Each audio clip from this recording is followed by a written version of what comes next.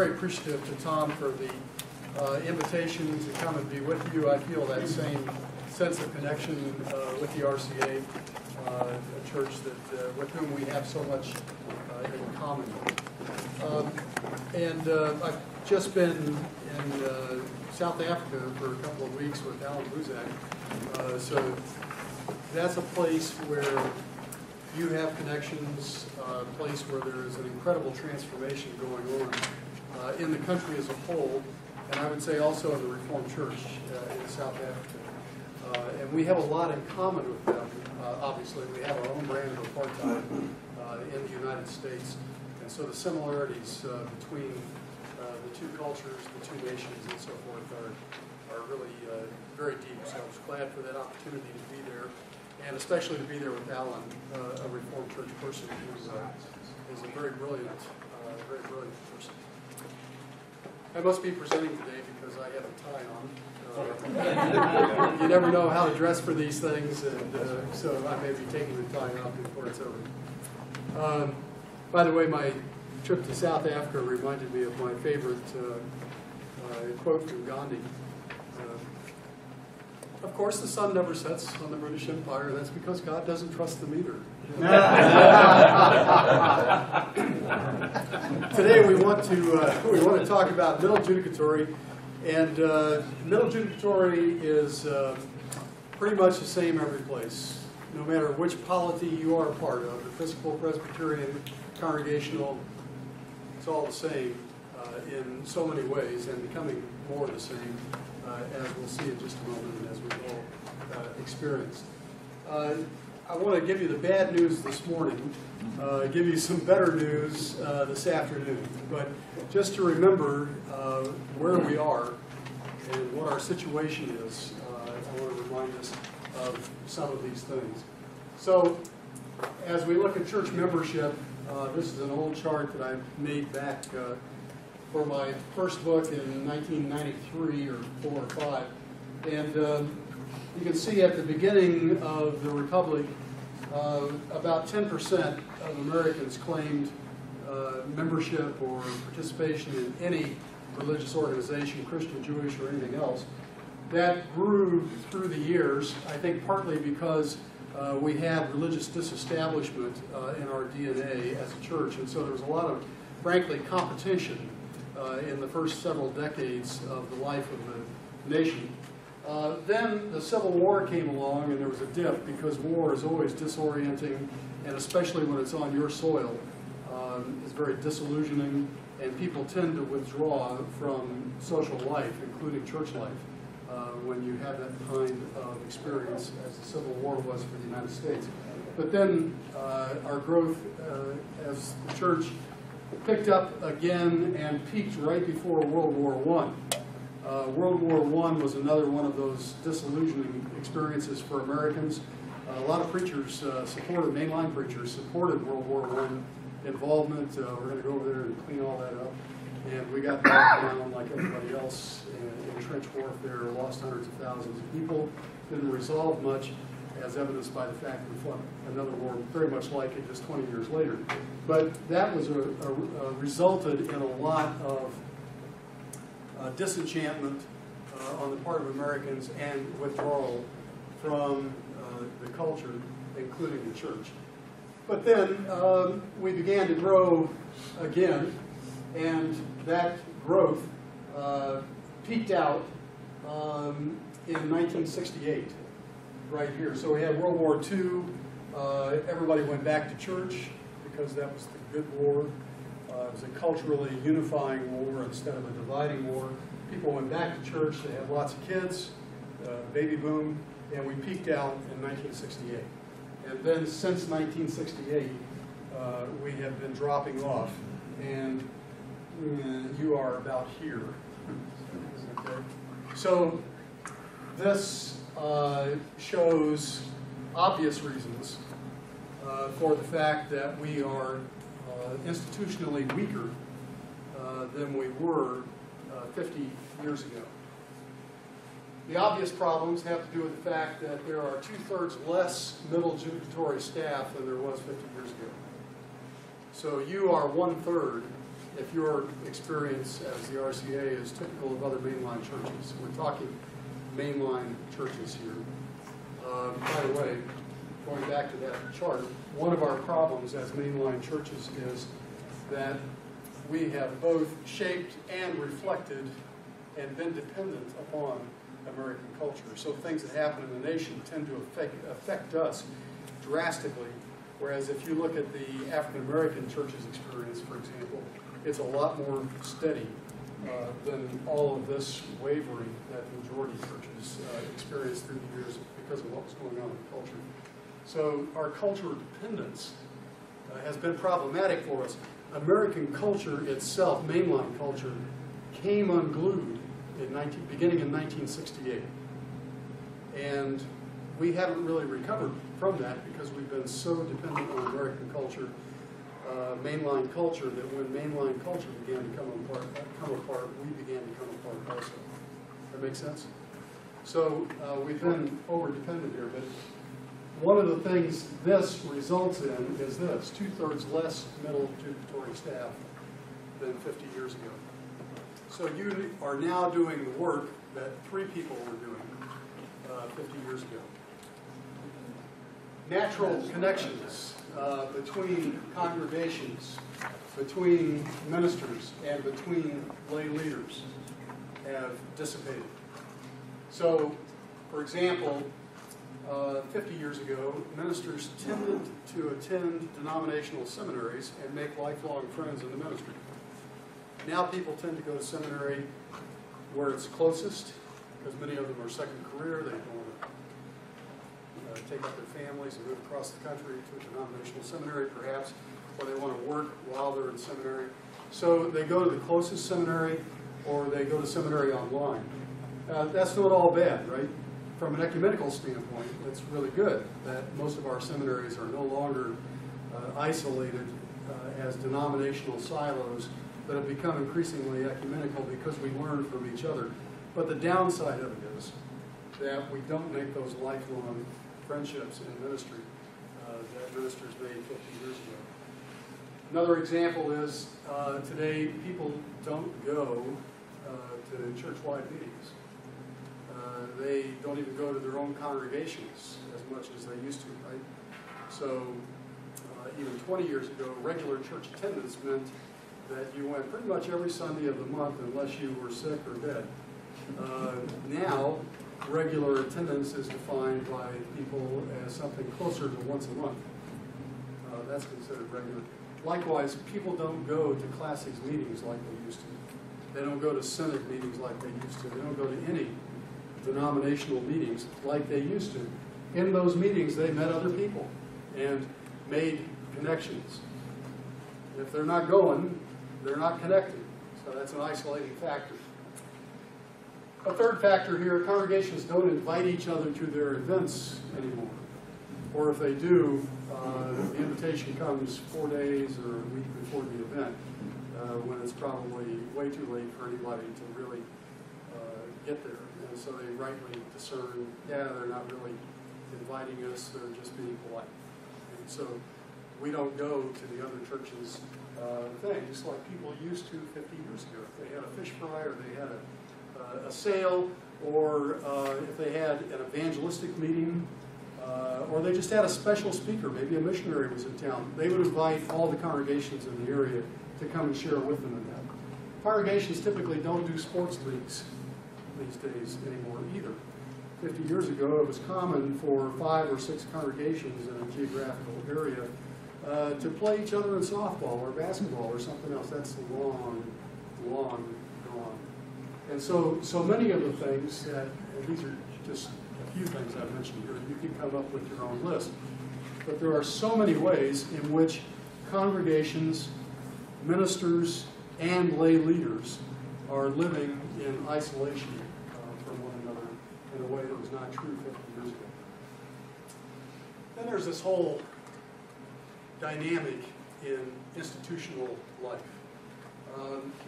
Most institutions start out as movements, and in the case of the churches you represent, Yours probably started out as mission churches on the frontier of the United States. There was a new church movement for planting RCA congregations around the Midwest and the West. But then, after that first generation of people who are so enthusiastic about that missionary effort die out, you've got to institutionalize or your movement dies. We've seen this in the modern civil rights movement. The movement was not ready for Dr. King to be assassinated. And when he was assassinated, there was really nobody to take his place, right? And so the movement really kind of stalled out as a result of that vacuum. So it has to be institutionalized, and you need a second and third generation of leadership who are really effective at institutionalizing the movement in order for it to continue. Lots of movements never make it into the institutional phase. They don't have the leadership necessary to make that transition from the charismatic personalities to the embodiment in institutional life, and they die. Yes? Just real quick, I think I know this in a lot of ways, but can you just say briefly why movements have to become institutionalized, so to speak? Because the charismatic leaders that typically cause a movement to come into being die. And once they die, if it hasn't been embedded in an institutional form, nobody can really take the place of or nobody does typically take the place of those original charismatic What's leaders. an institutional form? In the case of the RCA, it would be a denominational form that organizes all of those congregations that have been started in the Midwest and the West as a part of the movement to embody the values that that missionary movement carried.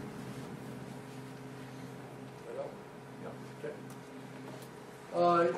When you get to the institutionalization, the next phase is bureaucratization. And bureaucracy is kind of a dirty word today. It has been since about 1980. But try to do lots of things without a bureaucracy and you have a lot of trouble. So if you have a school system, you've probably got to have a bureaucracy in order to Social Security has to have a bureaucracy. We may hate it, but at the same time, it's absolutely necessary. Denominations need some bureaucracy. That is, bureaus who have specific responsibilities for carrying out specific parts of the mission. The problem comes when a natural course of bureaucracy flows like this. Initially, the bureaus are created, all the arrows are outward because they're serving the mission. But over time, people in the bureau begin to be more concerned about life in the box than they do about the mission, the ongoing mission of the church that they're supposed to be serving. I'm not just talking about Grand Rapids here. I'm talking about every middle judicatory office. I'm talking about every congregation in the United States. Every congregation tends to follow this same kind of line. They bureaucratize, and then the bureaus become turned inward, and there is a decline in the institution as a result. Making sense? Yes. I like this version of the life cycle, not just because my partner George Bullard created it, but because it compares the life cycle of the church to the life cycle of people. And I think this is a helpful way to look at things. Down here you have four values, or four things that have to be healthy if you're going to have a healthy institution. Vision, I affirm everything Dave just said to us a while ago. You have to have an overarching, compelling vision to be a healthy institution. You have to know where you're going. Second, you have to have healthy relationships between people. Third, you have to have healthy programs. And finally, you have to have healthy management. All four of those elements are necessary, and as middle judicatory folks, as you think through churches in your synod or in your classes, you know that typically they fail at one or more of these four essential points. They lack vision, or they don't have healthy relationships, or they don't really have good programming, or they have a failure in management. Any of those can kill a church, usually slowly but effectively. We know churches don't live like ballistic missiles. They don't follow a bell curve exactly. they grow and then they plateau, and they grow and they plateau, and sometimes they go down, and then they plateau, and then they go up. And unlike people, churches can live a long time, hundreds of years in some cases. Apparently they don't live forever. There's no church mentioned in the New Testament that is still with us. So eventually they die, but mostly I see churches dying by their own hand. They die prematurely, and they do it in one of two ways, either by making bad decisions. Sometimes that's what does it. More often, it's by refusing to make decisions when decisions need to be made. That's what usually kills churches. It's a slower death, but it's ugly. And we see this happen in lots of congregations. And then all of a sudden, when they've missed the opportunity to make a decision, they're downhill here someplace in the third or fourth quarter of the life cycle. All of a sudden, they want to make decisions. But the decisions that need to be made up here. If you see what happens here, at birth, all you've got is vision. Then in infancy, you've got vision and relationships. Relationships develop very quickly in a new church. Then you've got vision and program, as you realize in order to grow the next step, we've got to have some program. We've got all the pioneers. Now we're going after the settlers. We have to have a program for them. So you kind of put relationships on the back burner for a little bit and really pay attention to the program. Then you get more in adolescence. You still don't have much stuff, so management is still fairly small. But V, R, and P are all going strong. At adulthood now, you got stuff. And you got staff, and you got insurance, and you got utility bills, and so forth. And so you're hitting on all four cylinders as you hit the peak of maturity here.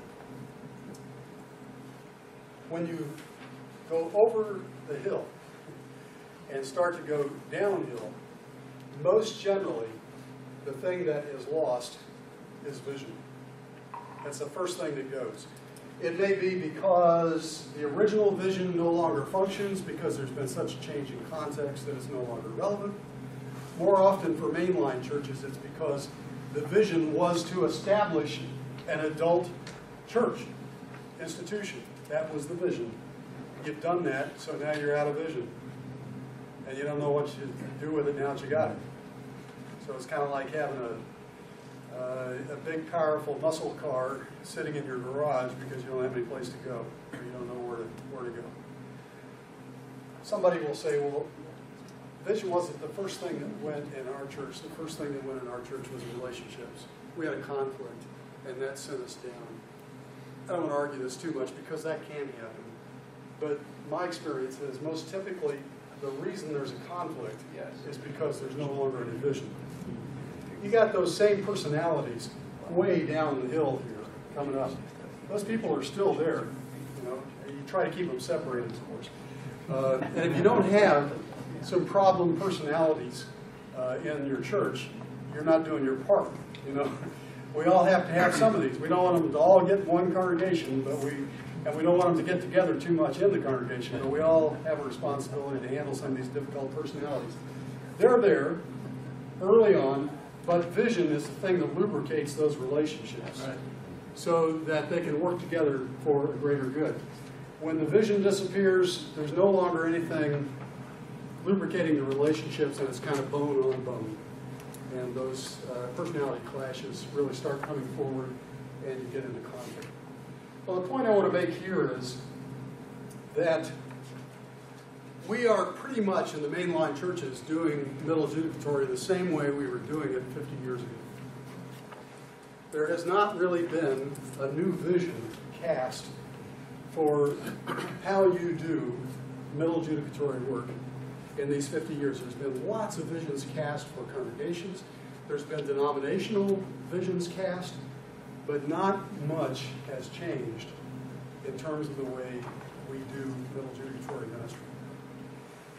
As I like to say, you know, the bad news is that if it's ever 1957 again, we're ready. Unfortunately, the bad news is that it's never going to be 1957 again, right? But we're still doing middle adjudicatory work as though it were pre-1968. So we need a new vision. And in the absence of new vision, we find ourselves coasting downhill so that most of our middle adjudicatories are here. Now, I'm sure there's people in the room who do have a vision for a different way to do middle adjudicatory work, and I affirm that. I'm just saying, by and large, middle adjudicatory folk are doing it the same way they've always done it, and it's working less and less well.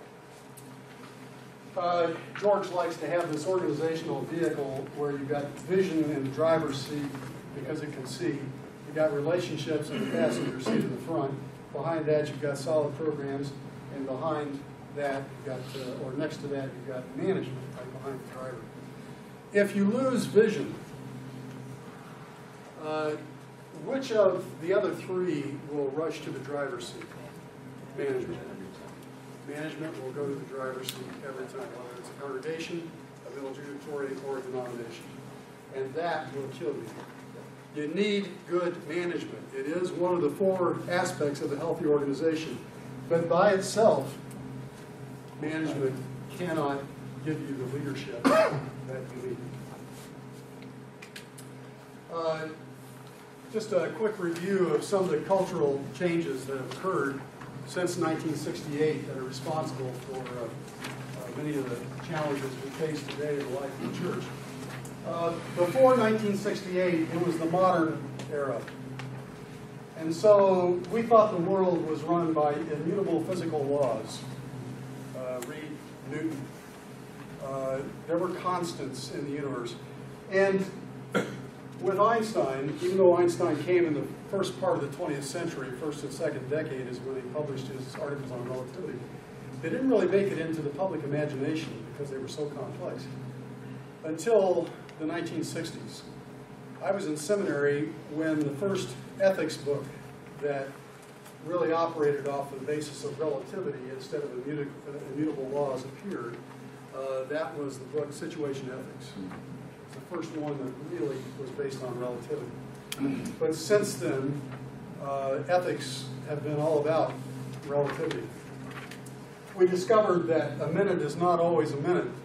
It depends on where you're standing. So if you're standing next to a large gravitational object, time actually goes slower. So if you're next to a black hole, which is the biggest, most massive gravitational object in the universe, time slows down almost to a standstill at the event horizon. That was pretty weird for people to get their head around it.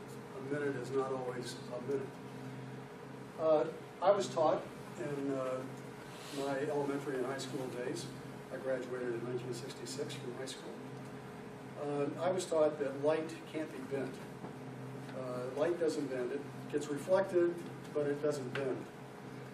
But experiments as far back as the 1930s clearly show that Einstein's right when he talks about space itself being warped by gravity, and thus light, as it passes around a gravitational object, follows through that bend or that warp, and it has the effect of bending light. So the postmodern world is a very different kind of place physically, and the implications of that then become culturally evident as well. In the modern world, things were linear, rational, symmetrical. Just think white male, because white males ruled the world until 1968. Saying linear, rational, symmetrical, they could also be crazy, but be linear, rational, and symmetrical. So there was nobody more linear, rational, or symmetrical than Hitler. He just happened to be nuts. But this is a white guy's take on the world. We like to have our ducks in a row, okay?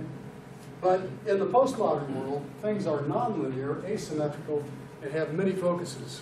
The internet is both a cause of this and an illustration of this. The internet has nodes that are different distances from each other, different sizes, but everything is connected to everything else, and everything affects everything else in the system.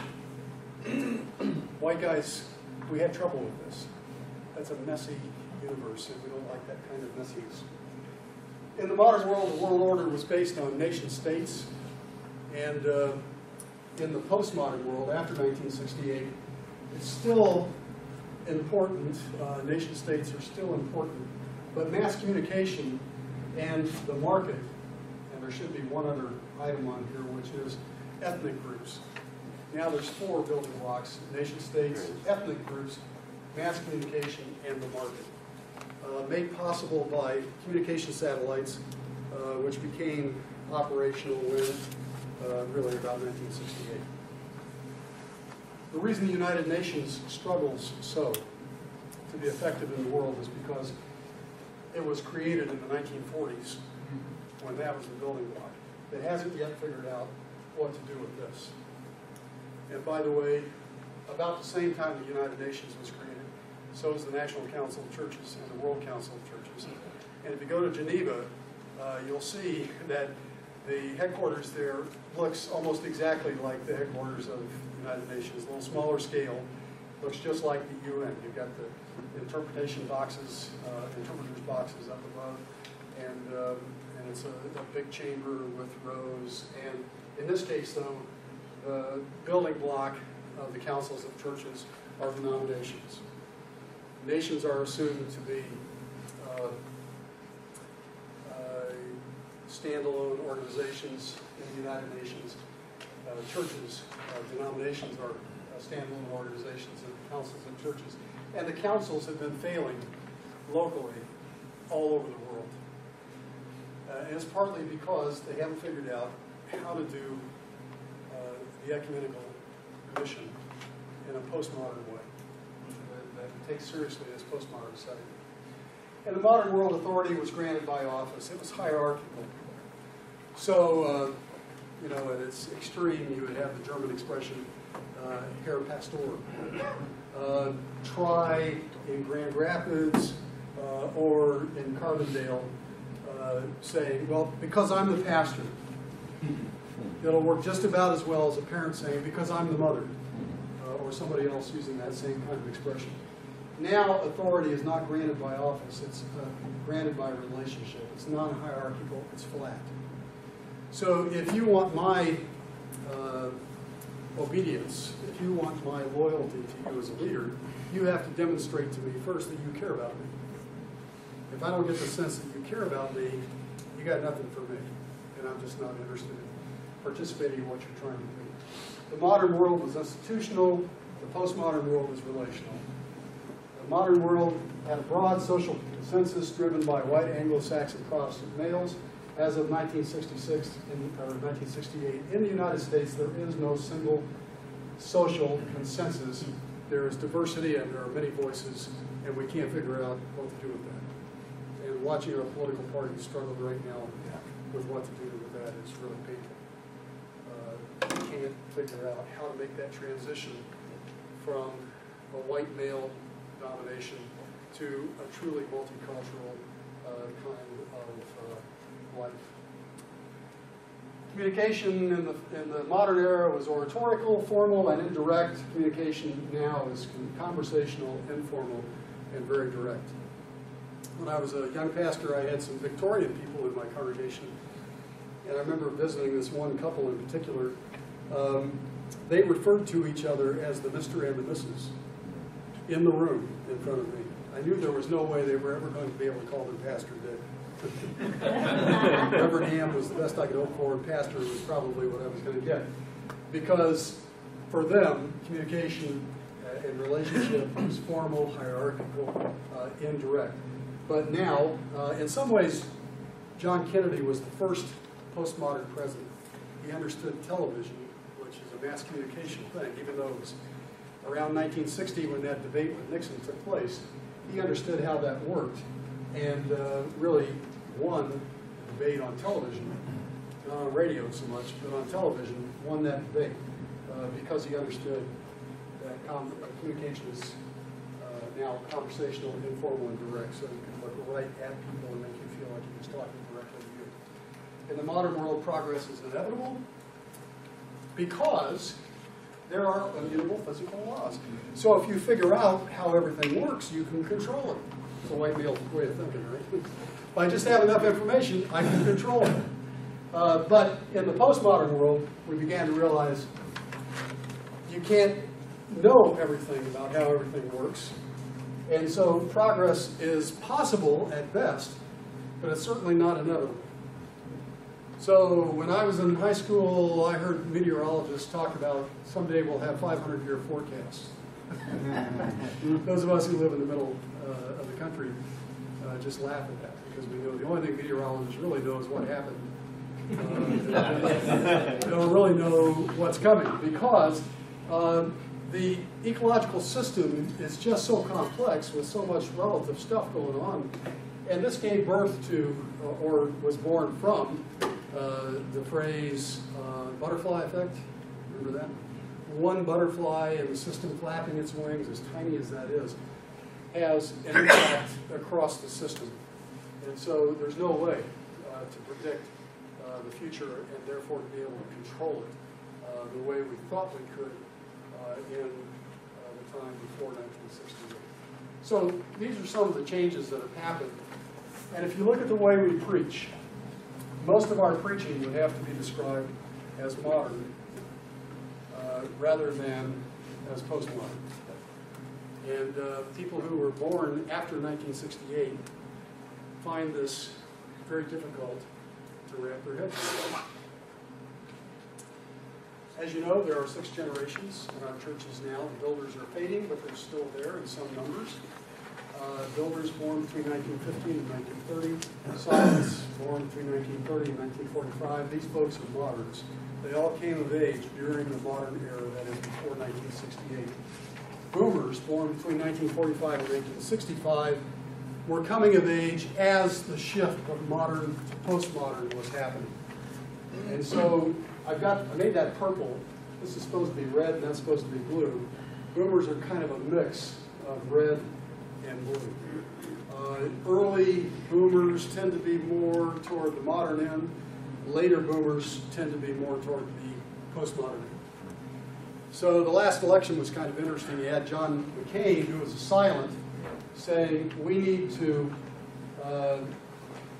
restore America to its greatness. And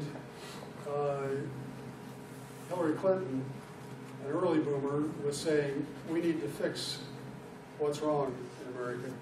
And Obama, who was actually a postmodern, who is a postmodern, was talking about we need to transform America. He's a very late boomer. So you get all 3 of those positions, early to late boomers.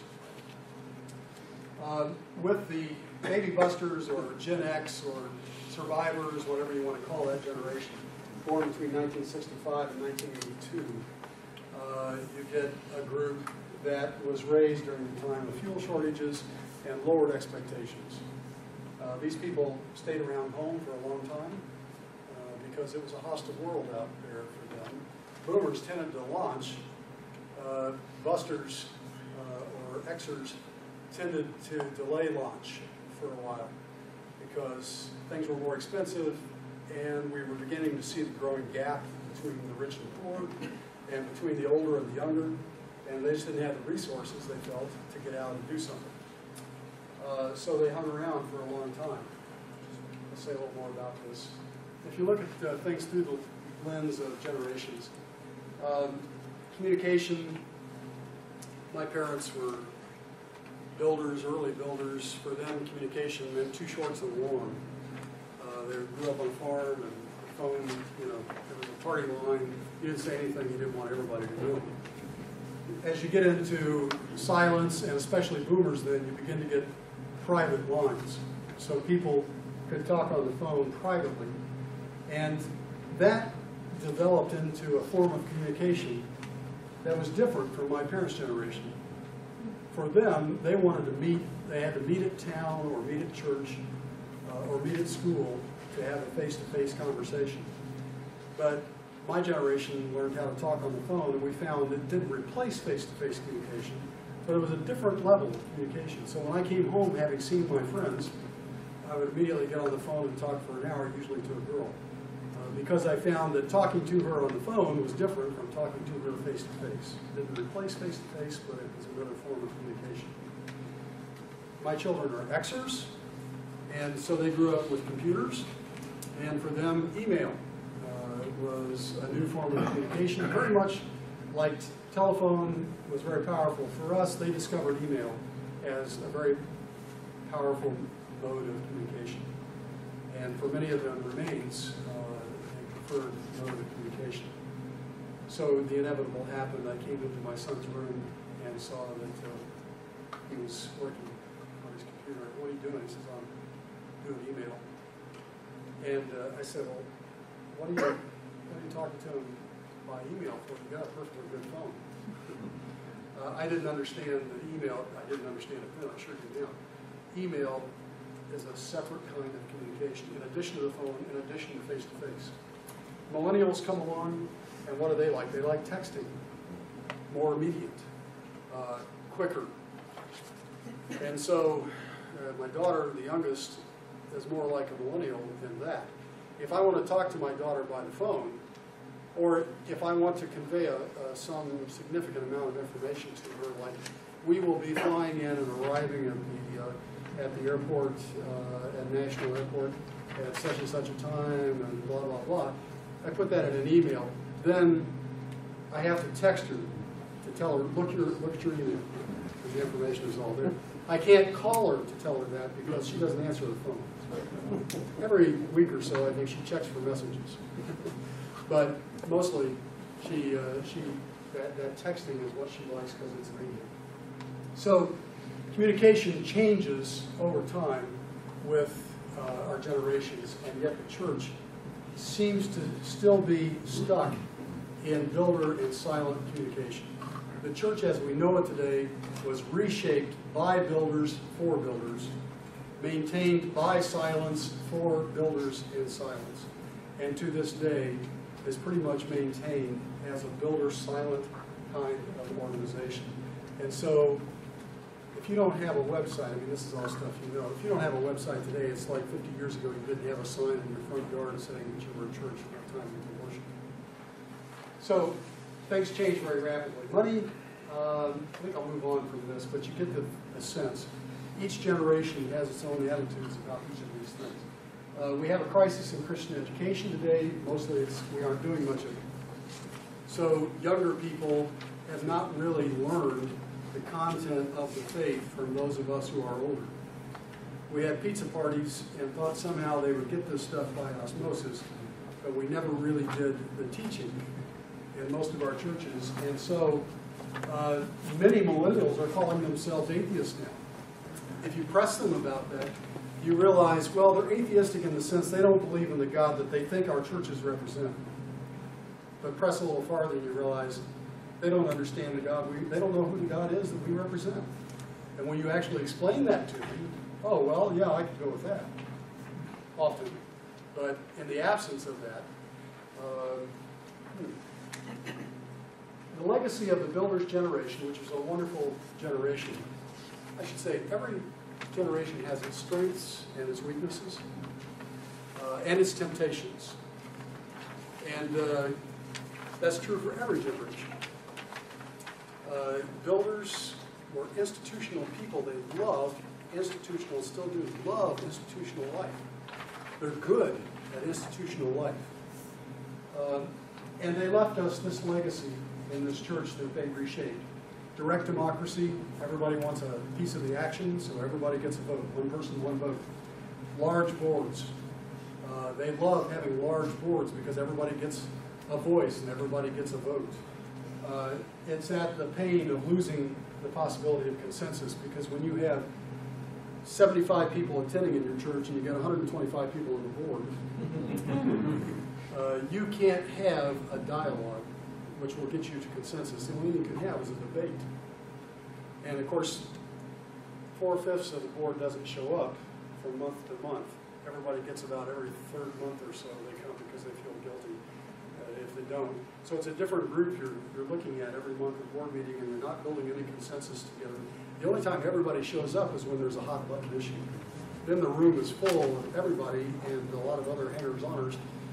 and the only option is debate. You can't have a dialogue. And so you end up with what? A majority vote.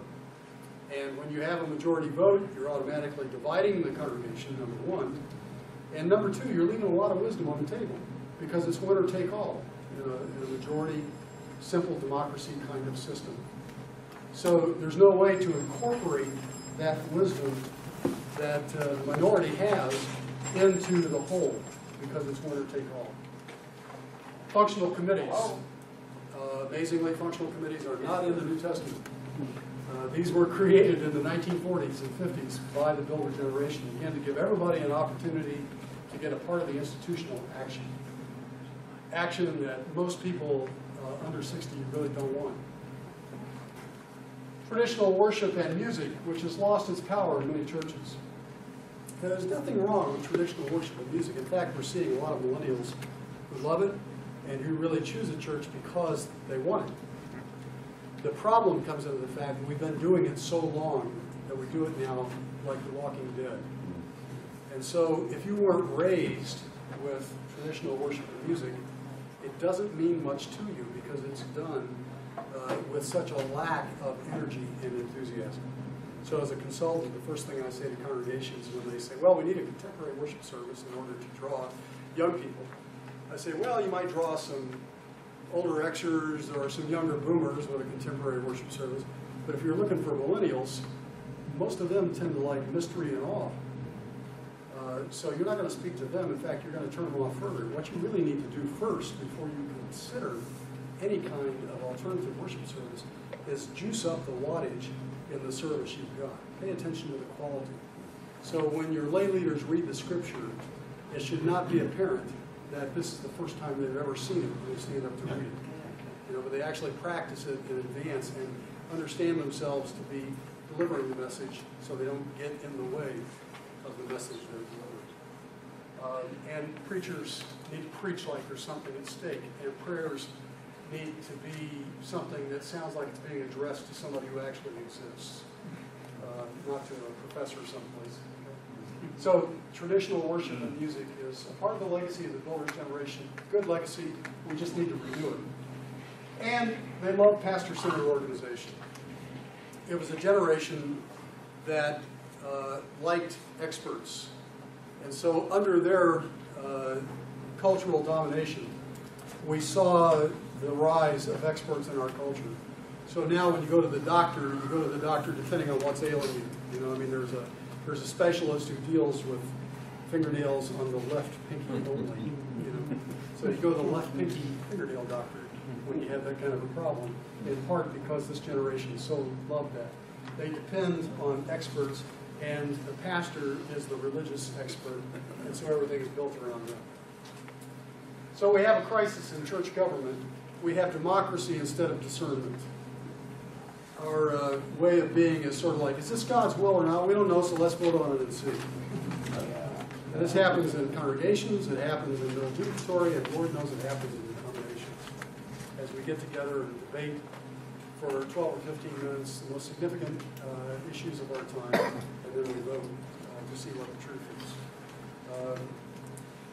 Democracy sounds so good. It sounds so good, and it has its place. At the end of the process, there might be some democracy to affirm that everybody's with it. But our discussions really need to start with discernment, which involves spiritual disciplines. And so we get division rather than consensus. We keep dividing ourselves by taking votes on things where we really need to have a mature conversation rather than a debate and a vote. So we're at a point now where our church is generationally obsolete. And it's because these forums that I've been talking about were implemented to address issues and needs relevant to the World War II generation and were based on assumptions that were operative in that era.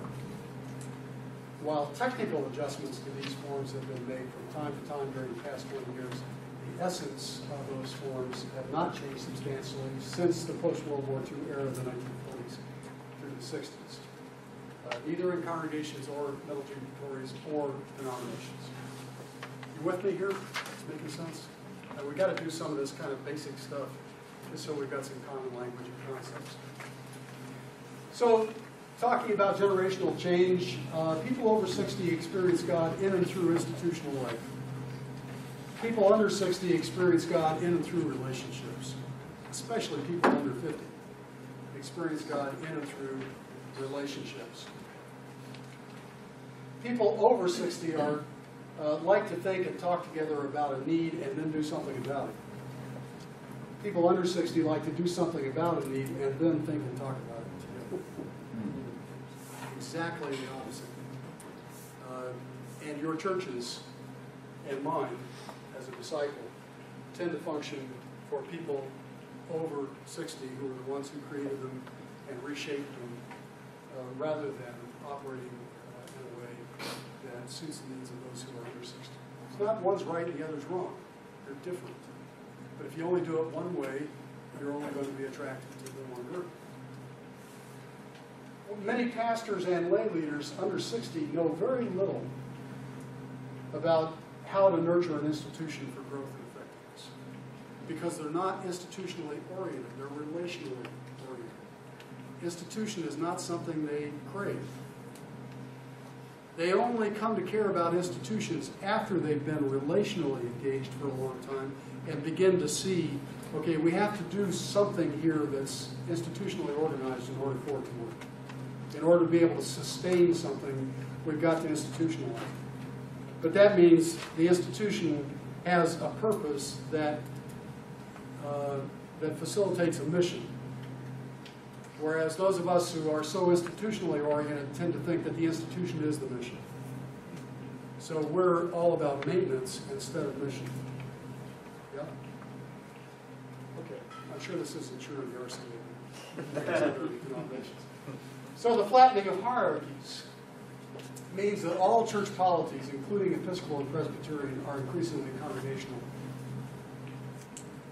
Just the way it is. It's the localization of everything, the flattening of everything. It's all congregational. The way I talk about this in a polity class I teach is to remember that polity is about the distribution of power. And there's four concepts that are very important to understand. One is power, both formal power and informal power.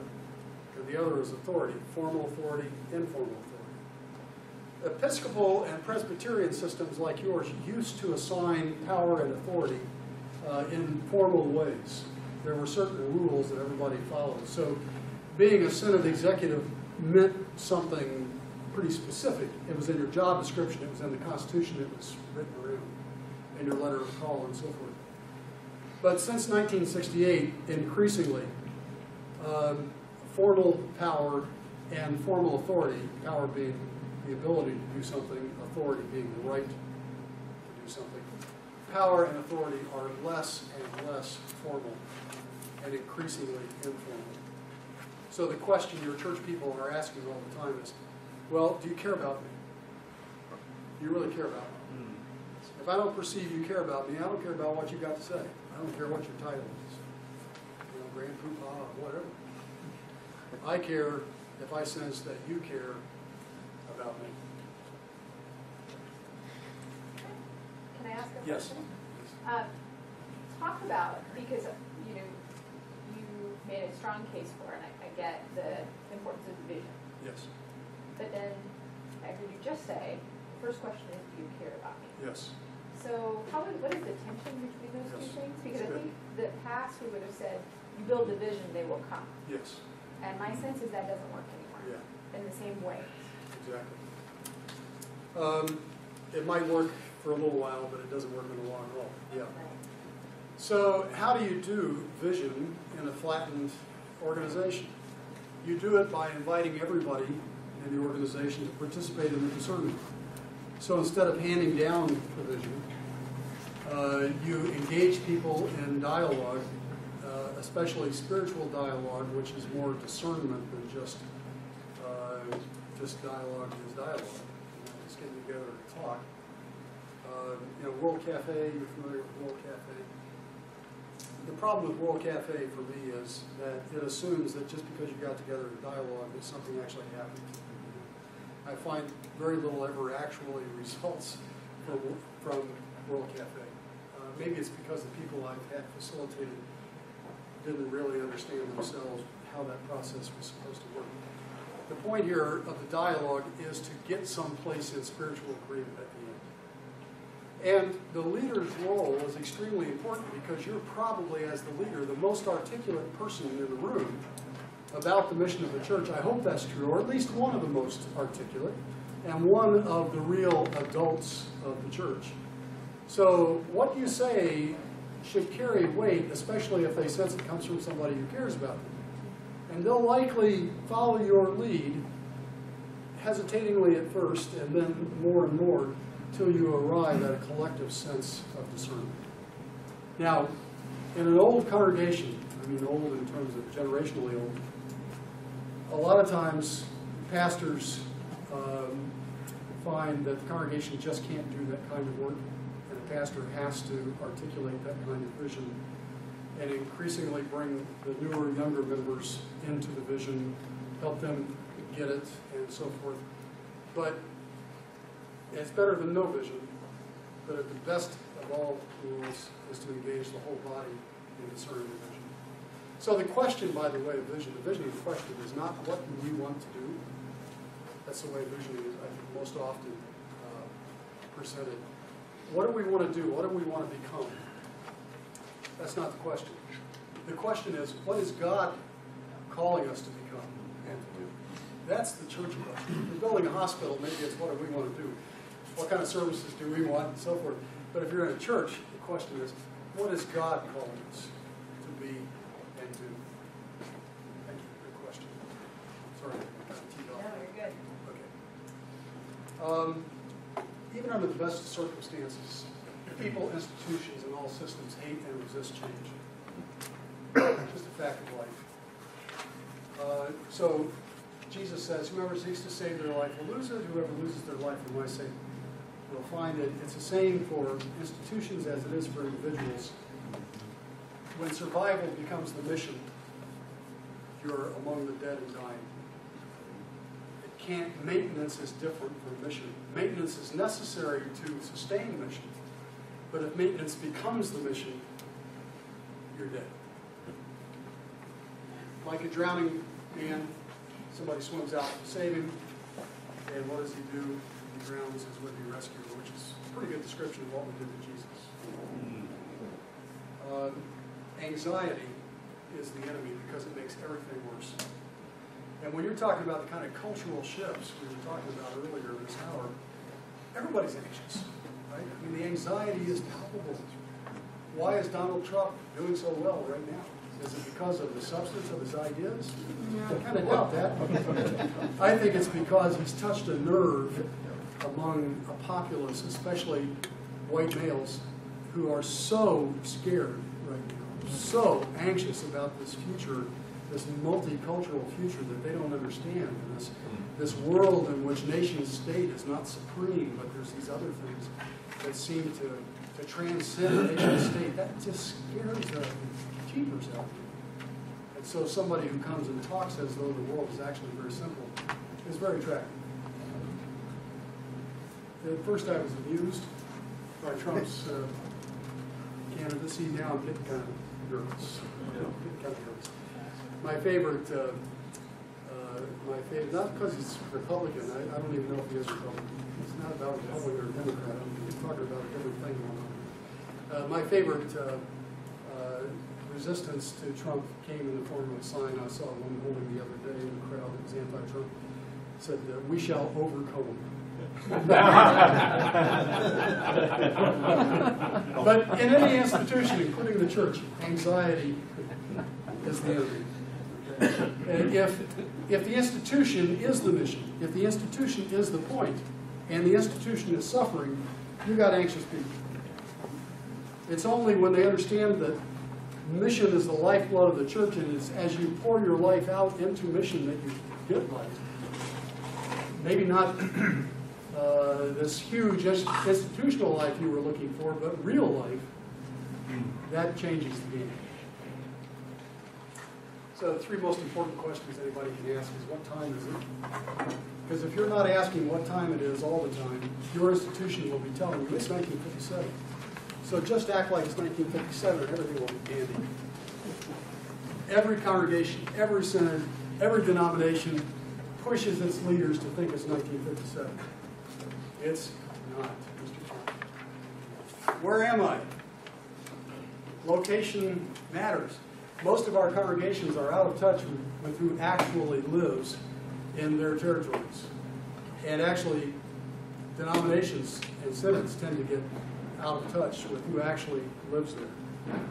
You know, the things that Dave was saying this morning about what it takes to be a multicultural church is that leadership is shared. As I look around the room, you know, I'm just saying. Now, that doesn't mean you shouldn't be leading from the position you're leading in. I'm just saying you've got to work really hard at raising up a generation of multicultural leaders. And you've got to make room for multicultural people right now. That means that at your synod meeting, you don't just do what we did in the disciples so often. You know, the region trots out the most recent new church start folks who are Korean. And so the Koreans come out in their native garb and they sing native Korean songs. And then they trot off stage and they all change back into their cities and go back to work because they don't have weekends off when we have our regional meetings. So they're not there for anything else the region is doing in that expression of region, that assembly, that weekend. We haven't figured out yet is white people who have the weekends off, not even all of them, especially not poor white people. So we always time everything for those who are the wealthier white folks.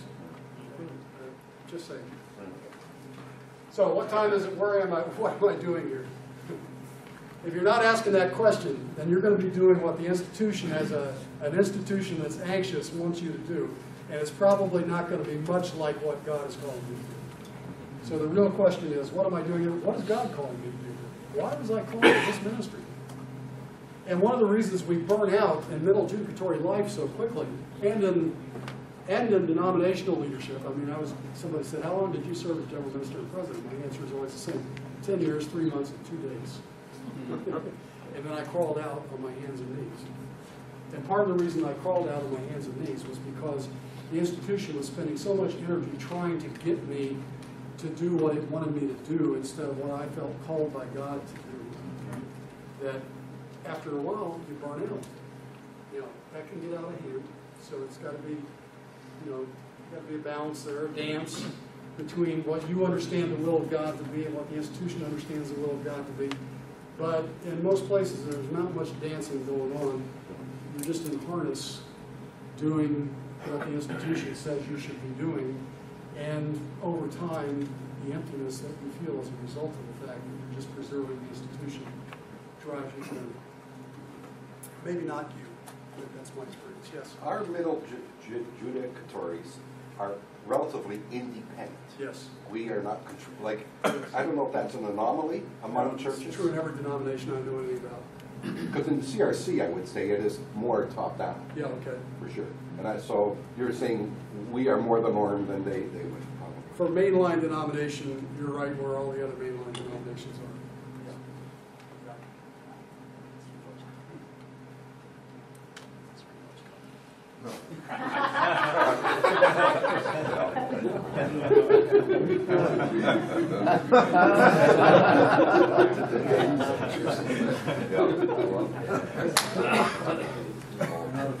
So, what are the typical tasks of middle judicatories these days? I've got a list there that was typical for regions of the Christian Church Disciples of Christ, which I think is, you know, you change the language a little bit to match your language and so forth.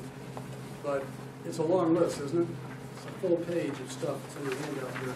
It's a full page of stuff that you either have to do or have to make sure gets done by somebody, and gets done hopefully well.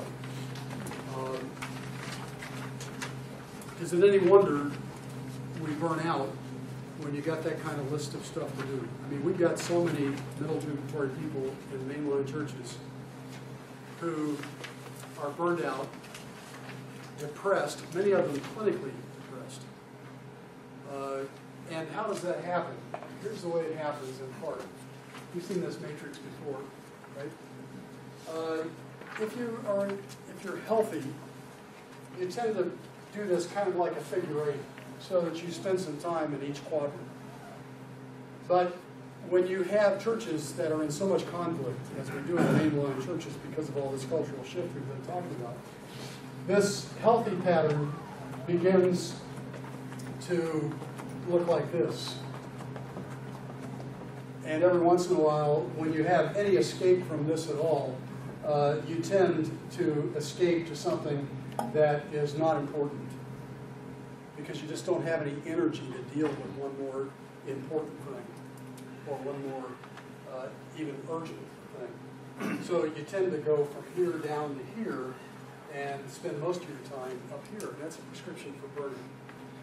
When you're doing all this urgent and important work and not thinking about, okay, systemically, how could we change so that there's not so much of this kind of work up here? Which means if you're dealing with conflict all the time, which is most of what people are dealing with, and sexual misconduct, those are things that typically are up here in this quadrant. If you think about how you can do a better job systemically of equipping congregations and leaders so that you're not constantly yourself in crisis as the executive, trying to put out fires when you really want to get to a place where there are no fires, or at least where there will always be some fires, right? But where the fires are minimalized. So thinking carefully about how you do your work is how you get out of that. Doing what the institution tells you you should be doing probably isn't going to get you out of this, because the institution isn't talking to you about equipping the saints like Ephesians 4. It's talking to you about being the saint, about being the person with the cape and maybe a mask. Yeah, you bet. Yeah. I want you to see who I am. The only respite I ever have is when I get into my own bathroom and take off my mask and see remember who I am. Because every time I go out of the house, I'm pushed into this role by the institution and its anxiety, and that it's real neat.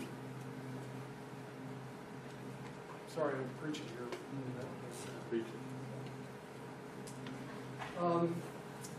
Interstate highway. This is my way of talking about pastor-centered ministries. Is this something I can write on this? Okay. Got to erase this. Most of us here live in the part of the country where 60 years ago, even 50 years ago, we had towns spread out across the countryside, and every one of these towns was connected to every other town by a road. So in Indianapolis, we have the Pendleton Pike, and we have the Danville Road and the Crawfordsville Road and so forth, and these take us every place directly. But in the 1950s, Ike, who had seen the Autobahns in Germany, thought, boy, those interstates are a great idea. We need those in this country. And we put these interstate highways right through the middle of this matrix of connection. I've often wondered if they did a sociological study about this before they did it. But be that as it may, all of a sudden, this town is very close to the interstate, while these other towns are far away from the interstate. And so they get on-ramps and off-ramps for the interstate. And this road here, that's a dead end now.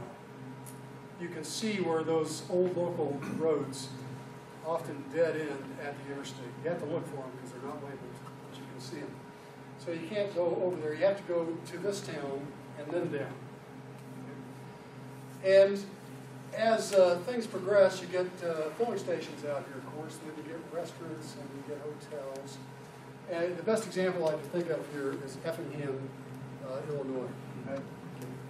Effingham, Illinois really had no reason to exist as a town of more than about 6 people until the interstates came in here. Now it's a crossroad for 2 interstates, for heaven's sakes.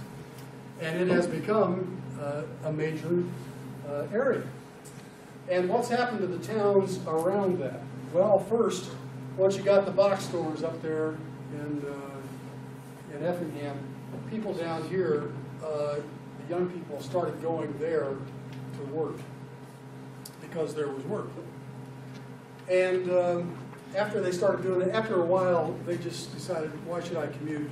They just moved up here. And there's more and more commerce that develops. And in the meantime, the downtown of these small towns here just dries up. And there's just not much going on. You know, there's a pizza shop and a video store and a gas pump, and they're maybe all down in the same place. And as the farms get bigger, another thing that's happened is the postmodern era, more and more of the older people are moving into town, and so the average age in the towns has been rising. Well, one of the first things that happens as a result of that is that the local high school is closed, and they build consolidated schools, one on the south side of the interstate and one on the north side of the interstate, someplace close to the off-ramps of the exit ramps, so they can get over to the next county or two with people they're now in an athletic conference with, whereas they were an athletic conference in themselves right here. So these small towns typically have been dying while this suddenly becomes a hub town. Everything that's going on goes on here, and any communication between these towns typically happens through the hub. Okay, and the people in this Reformed church here don't even know that this Reformed church over here is of the same tribe, because they no longer do anything together. They no longer go to the fish fries that each other has in their small towns. They don't see each other at athletic events where they cheer for their teams over against each other in a good-natured way, usually. Now, it's a lot of anonymity up here with the consolidated school. So we got United Church of Christ people who think this Church of Christ over here is just like them. You know, it must be one of ours. You only have to visit a Church of Christ once to know that that ain't the United Church of Christ. Or a disciples congregation is over here and an independent Christian church is over here. Not the same tribe. So, in fact, there's less and less interest about churches that might be over there anyway, because there's less and less reason to ever go to that town. This is what has helped shape postmodern America, and it is what I would call pastor-centered ministry. Because you got a hub in the middle, and everything comes through that hub. There's some relationship in pastor-centered churches, especially healthy pastor-centered churches. There's still a relationship between individuals and the congregation. But the bigger a pastor-centered church gets, necessarily, the more the hub becomes the place where everything goes through. And middle judicatory ministry from the beginning has been done as a pastor-centered operation, where there's been a bishop or a presbyter or something that has represented the whole and been a hub. So the only time now that this congregation has any dealing, even with the hub, maybe, is if they send kids to outdoor ministry, they have some vague sense that, yeah, they run the camp and conference program. And every several years, or if it's an unhealthy congregation, every year or 2 years, somebody up here helps us get a minister. Those are about the two things they identify with the larger entity. And there's no communication going on practically between this congregation and that congregation, or that one, except to and from the hub. You following me here? Yeah. So their whole sense of being RCA is connected to their relationship with your office. What if they don't like you? What if you're not effective? so they don't get a sense that you care about them. Or what if you have to call them on the carpet for something they're doing that's unethical? I don't like that guy, because he called our hand on when we were doing this to our pastor. Or more often, it's pastors who are doing things they shouldn't be doing, who get called to account by the executive, and then it's like, I don't like that guy. Because they would never put it this way, but I don't like him because he holds me accountable. And accountability is not something people like all that much. We're almost done here. We'll take a break. Blessed are the merciful. So, pastor-centered ministry equals a hub and spoke. Whether you're talking about congregation, middle judicatory, or even denomination, you can end up with this kind of a pattern. When you do that, the results are burnout on the part of both people locally and whoever it is that's in the hub, but especially the people who are in the hub get burned out. Isolation of congregations from each other. Isolation of ministers from each other, which is a total prescription for burnout and misconduct of various kinds. Isolation of lay leaders from each other. Everybody who becomes treasurer of a congregation, it's kind of like, well, nothing happened before I got here. I got to make up how I do this job because nobody really knows anything about this but me. There's 50 other people in your classes who are trying to figure out how to be treasurer. Wouldn't it make some sense for them to get together and talk about what it means to be a good church treasurer, and maybe have somebody who has some experience share with them what their experience was as a church treasurer? And there's a gassing off. My wife says I should find a better image, but gassing off of congregations, clergy, and lay leaders. So the first time a really controversial issue comes down the pike, it doesn't have to be sexuality, there's other controversial issues we have to deal with, but when those come down the pike, congregations hear about that where? They hear about it from the newspaper, or they hear about it from the media, the electronic media, who don't have a terrific record of being accurate, you know. When General Senate gets together, you know who reports on the part of the media? It's the guy from the sports desk who doesn't have much going on Tuesday. Because there is no longer a church reporter in the national media. Hardly any newspaper has a religion reporter. So they send the sports guy who's got some time to come over. Not real sophisticated in his understanding of polity or of the belief systems of your denomination. So when he or she reports what the General Senate decided about something, never mind it's non-binding on congregations and it's presented by that reporter as though it's binding on every RCA person. It's also cast in terms that are just totally off the mark. But that's where they hear from it first. And because they have no sense of connection or trust with anybody else in the denomination except maybe you, and that's going to be pretty thin except when those times come that you've been helping them lately and they like what you did, they're going to say, what are we a part of this bunch for? We don't believe that. So why are we even in this denomination? And that's how most denominations go away, apart from death, is by deciding we don't want to be a part of this group that we don't know anything about and don't think we have anything in common with, even though everything we are comes right out of the DNA of that group we're thinking about. So you get this gassing off. So it requires a new model. Hub and spoke ain't going to get it. All right? I need to stop here. We'll pick up this afternoon on what that new model might look like and how it can be implemented. Quick question or comment or two? I talked more this afternoon, or this morning than I will this afternoon. I'll hear more from you.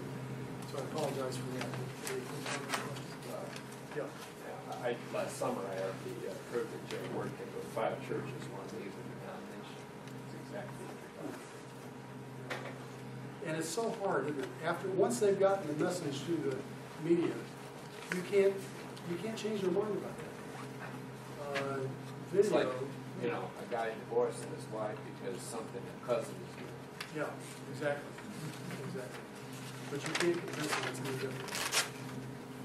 Yes. And a lot of it, it's more of a comment, but a lot of this is he speaks what might be the latest iteration of postmodernity, which I think is born out of social media, which is this great paradox that we're more interconnected with one another, yet we desire more independence and isolation from one another than ever before. And that's what we're seeing in the middle judicatories, just as you just explained. We don't want to be like them, but we're going to find some people we do perhaps want to be like, and then regather in different ways. Because of the flattening of polity, this is done at the congregational level now. And I think it just comes out of people using their Facebook or Twitter to get likes, to find people with whom they have affinity and agreement, and I think it's only going to continue as the years go by. Jesus never said crowdsource the church.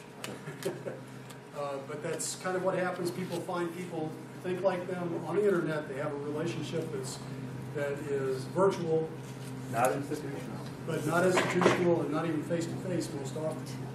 Not even face-to-face. So we live in a world where we are more connected than ever before. I got friends I communicate with in Pakistan. Sure. But you can't tell anybody what the name of your next-door neighbor is at the same time. You know, so we're most connected, least connected. Hopefully that's happening. Thanks. Great. Thanks, Dave. Let's thank you. Stuff to be thinking about. I'm still stuck back on how do we start a church that's a text church. So that, what we want to do now is give you an opportunity to process some of what you just heard.